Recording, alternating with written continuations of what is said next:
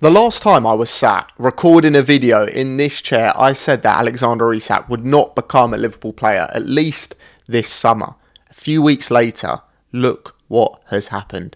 We had just announced Ekitike. I was giving my thoughts on that. I thought there's no way that we would go big on two strikers.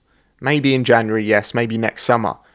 But to do it in this window, Liverpool have made the biggest statement of all. The biggest statement any Premier League champions has ever made, 100%. It's a record Premier League transfer of 125 million. And honestly, I am so here for it. When that announcement hit, 9:30 on Monday evening, the dopamine was through the roof, honestly. And, I wanted to do this discussion type video of where this signing would, leave Liverpool. Where do we go from here? How will we set up tactically? Are we in line for a dynasty under Arne Slot? As well as discussing our start to the season. 3 wins out of 3 in the Premier League. I'll touch on that in a bit more detail. But I wanted to start with the Community Shield loss to Crystal Palace. Obviously, Ekitike got underway in that game really early on. A lovely finish. He's just taken to life at Liverpool so well. And that's kind of relieved the pressure from him. But the game in general, it was a bit worrying at times. You saw some of the patterns that we saw in pre-season. Too much space in behind. Palace exploiting that. Actually, sort of in behind the defensive midfield area was where all the problems were being caused. And Van Dijk and Konate looked slightly off it. And Palace really capitalised on that. They deserved their win. Obviously, it was on penalties. But, I would have said they were 60-40, the better team. And we had to up it going into the Premier League. However, those same exact patterns continued against Bournemouth. First game of the season, the opener, Friday night. And when we went 2-0 up, Gakpo got the second. I was thinking, this is as comfortable as you like. Ideal. Perfect. But then, we get caught on the counter-attack, 2-0 up. And caught on the counter-attack to make it 2-2. Both goals from Semenyo, who was outstanding on the night. Obviously, Chiesa comes off the bench and gets the winner. An amazing moment, something we've had so often this season already, which isn't ideal. You don't want to need those kind of winners, but when they do happen, best believe you've got to enjoy them. Salah obviously got the 4th goal to make it 4-2. Newcastle game was an absolute roller coaster. Again, another last minute winner. Rio and Gamoa coming off the bench, 16 years of age. That game, what Newcastle put us through. I mean, we were on the back foot for the whole of it. Really wasn't Liverpool's best performance. Actually, their worst performance of the season. Gravenberch and Ekitike's finishes were amazing, but the final goal to seal it, that is a moment of real magic. Just like against Arsenal. Szoboszlai, this team has got moments in them already. You're seeing that when they need to pull it out, they're doing it. The goal from Szoboszlai in a nothing game, realistically.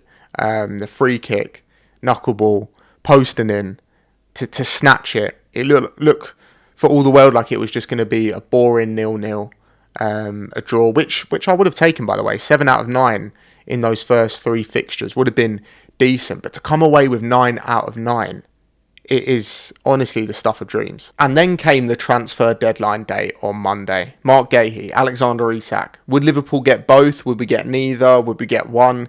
It was all up in the air, really. Obviously, Isak got the here we go the evening before, so I was pretty confident about that one. The Mark Guéhi one was always going to be down to Crystal Palace, whether they could get a replacement in time through the door, which obviously didn't happen in the end. The deal for the Brighton defender Igor collapsed, and so did Guéhi to Liverpool. Such a shame. We really could have done with him. But despite that, our transfer window as a whole, for me, it's nothing less than a 9.5 out of 10. Maybe Guéhi would have made it, 10 out of 10. But it's been one of the greatest we've seen in Premier League history. The outgoings we've had as well. Núñez, Diaz. We even got money for Trent. And then some fringe players who didn't play the most for us, likes of Tyler Morton, Ben Doak, Kelleher. These guys, we got great money for them. I think it left Liverpool's net spend around 250 million. So spent, I think, 450 odd. So to get 200 back, it's magnificent. It really is. And the incomings, I think I've mentioned before, Kirkes, Frimpong, the ones that we done earlier on in the summer, Verts, they put us in great shape for this season. But it felt like with too many outgoings, the balance kind of shifted, and it looked like it could have ended up being a 6, 7 out of 10 window. But this Isak deal has really taken it to that next step. And we've got that deal done to go into, you know, the next set of Premier League fixtures after the international break against Burnley, with that confidence, you know, as well as winning 3 in a row. Yeah, I think Liverpool have to be favourites, and we need to take that tag on. Let's be real. Let's be honest. If Liverpool don't win this league now, it's a complete failure. Of course, that's without any context being applied. Maybe Man City and Arsenal come along and do a magnificent job. We come second, but still compete very well. Maybe we win some other cups, maybe number 7, the Champions League, or, you know, obviously Carabao Cup or FA Cup, whatever. There are circumstances where it's not a complete failure. However, I just look at the squad that we've got, the level of quality. There's no other team that can match it. There really isn't. So it's time for us to really go try and get this back to back. And like I said, build a dynasty here. I think that's the aim of FSG in this window. Build whilst you're on top. And, you know, Isak, where's he going to fit in? Of course, as a centre forward, loads of question marks about will this push Ekitike, you know, not out of the door, so to speak, but away from the starting 11, maybe on the bench. But I actually don't have any worries about it. Ekitike and Isak are both very comfortable off the left. And it really wouldn't surprise me if we see a front three of Ekitike, Isak and Salah, with obviously Isak and Ekitike both interchanging a lot. We saw that under Klopp. Firmino and Mane used to do that a lot. Just kind of sniff when to interchange and rotate. It'll cause teams a lot of problems. And they're such intelligent players, so technically gifted. Wirtz, keeping him in the number 10. Obviously, Szoboszlai has been a revelation at right back. There's so many options for Liverpool now.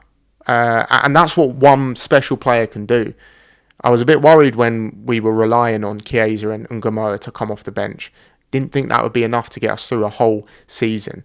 So to get this one over the line instead of Guehi, that was crucial for me. I always held it as being more important. So I totally understand why opposition fans are very scared of Liverpool. And how nice does it feel to be on that side for once? I mean, in my lifetime, certainly, I used to look at United growing up in my childhood. They used to do this kind of stuff, rejuvenate the squad. Fergie always used to do that. Change can be very good for Premier League champions. It doesn't sound, like it should. But you can't keep comfortable all the time. You've got to mix things up. Liverpool, there might be a new system eventually when Salah leaves, maybe in the next couple of years, and we see Liverpool maybe go down a more narrow formation with maybe Ekitike and Isak both up top. We'll see. I'm sure Slotter's got so much up his sleeve. I'm very excited to get into things from a tactical point of view, the different changes that he's going to try and make this season. We've already seen, so much of that, mainly with Szoboszlai at right back. That's got to be a long-term solution for us, just looking at how great he's been. The Premier League's best player so far this season for me.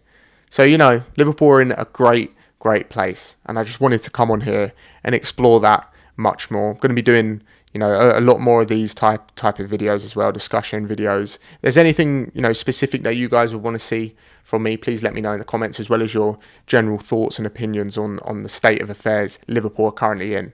It feels like things have never been better, to be honest, and let's hope they continue that way. Please like, share the video, comment like I said, and I'll catch you on another video.